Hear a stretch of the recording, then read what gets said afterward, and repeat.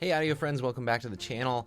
MrAyrit here, and today I've got, I think, a video that a lot of people will be interested in because I've got two budget multi-bit R2R DACs, and I'm going to kind of go through the pros and cons of each, tell you which one I like, and then I'll tell you maybe why you might want the other one, okay? So our two competitors today are the Schiit Modi Multibit and the Cayin RU6. Now, if you've been watching any of my recent videos, you know that I absolutely adore the Cayin RU6, so it's my personal favorite, okay? But obviously, there's going to be some downsides to this, and this might have some advantages too, and they sound a little bit different as well. So we'll get into all that here. So first off, let's just do a quick little review of the Cayin RU6, right? This is a USB dongle DAC type of a thing. It does have a built-in amplifier, right? You've got 3.5 and you've got a 4.4 balanced, so you can run this both single-ended and balanced. You can run it at the same time.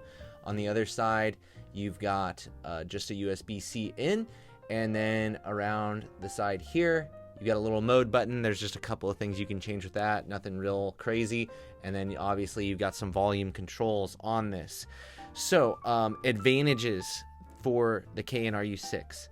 Just function-wise, balanced, single-ended at the same time, and it's got volume controls, okay? So those would be a couple of pros for just functionality of the RU6 without talking about sound, which we'll get to here in a second. Obviously, this just is powered by USB, so, if you have it plugged straight into a phone or something like that, it does drain the battery of those devices, which could be a potential con for some people, okay? Now, the Modi Multibit, this thing's been around for quite a while. I'm not even sure how old this thing is. I bought mine used, and I bought it for, I don't remember. I think I bought it with a stack with the Valley 2 for like $400 for both or something like that, right? So this guy, elephant in the room, you can't buy one of these right now. Now, I think Schiit is hoping to be producing these again by the end of the year. They retail for something like $300, I think, through Schiit, right? If you're getting one brand new.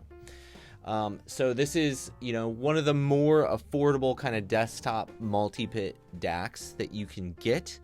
And it does have some more functionality than the RU6 as far as inputs, because you've got coax, optical, and USB. You can turn it on and off. Obviously this plugs into the wall with a wall wart. This is what that looks like. Pretty standard Schiit stuff there. And then obviously this one only is single-ended though. On the front, you've just got a button that, as you push it, it'll cycle through the different inputs. So no volume controls, no balanced with the Modi Multibit, but you get the extra inputs, and it's not going to drain your device's battery, right? So it's a give and take with features. Personally, for me, I like the ability to do single-ended and balance at the same time, and I don't use optical or coax hardly ever. But one thing that I did find out though is that the Wii Mini, which I'll do a streamer video here before too long, it's really only got optical out that you'd want to use. So it was a good pairing with the Modi Multibit if you want that kind of a setup. But if you're running something like straight out of a phone or an iPad or something like that, either one would work just fine. With maybe the RU6 being the less complicated one, just because it's one cable, you have to deal with a wall wart and all that stuff, okay? When it comes to sound, I prefer the RU6, okay? The RU6, this is, to me, you guys know, if you've been following along, I sold my Socrus 2541 for this, which is like a $1,300 DAC, and I thought this did enough of that, captured enough of what I liked about that I was happy to just switch to this and recoup like $1,000 on my system, right? I bought a second one of these, so I'm running one of these as my main desktop DAC, and I'm running one of these at my bedside table as kind of my secondary DAC, or I can take it to work and stuff like that. So love the RU6. That should speak volumes about how good I think it sounds. I would say that it does the strengths of this: super smooth, good amounts of detail. Not the most detail and resolution in the world, but good enough for me. And the depth is really, really great on this. So spatial information and depth, this thing does super, super well. The Multibit, I'd say resolving power and detail, they're probably about the same, but the Multibit is a little more exciting. It's not as smooth. It's a little more forward.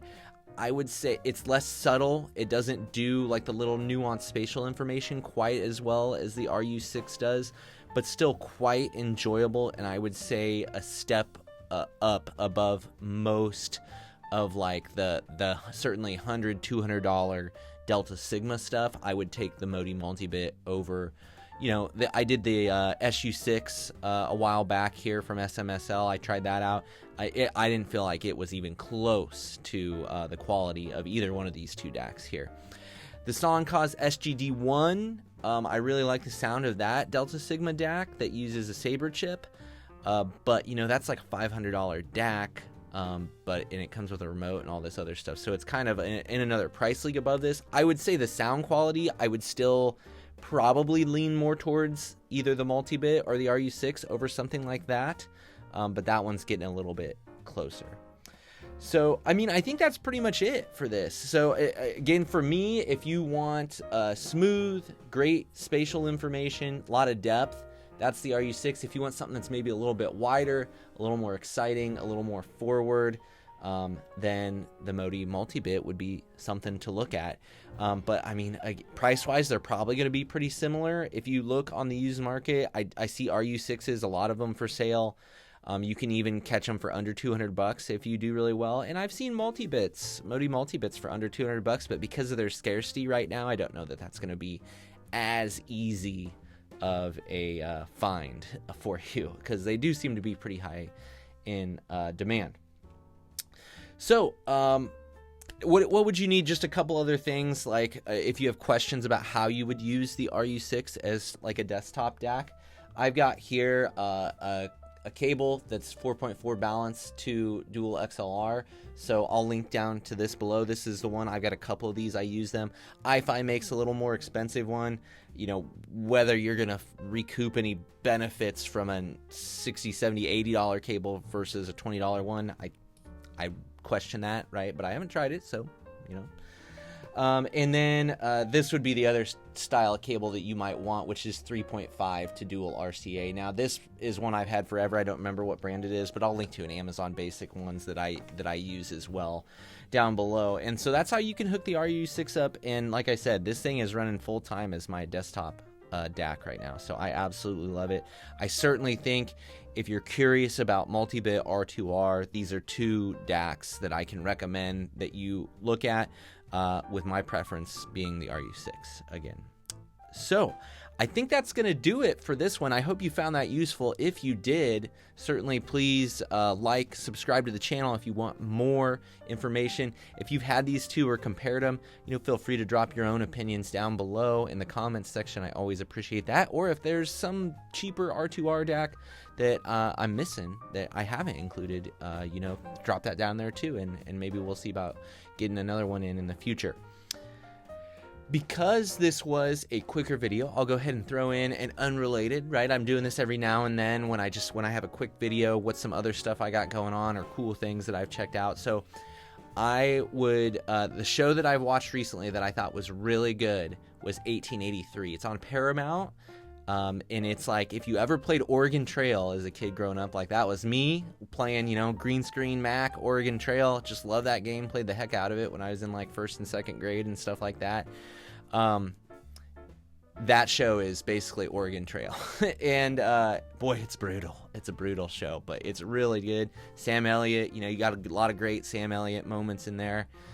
So definitely, if you haven't checked that out yet, you know, I would recommend that one. If you're into Westerns, you know, historic timepieces, things like that, Sam Elliott, very, very cool stuff. Okay, thanks for being with me as always. Hopefully I will see you in the next one.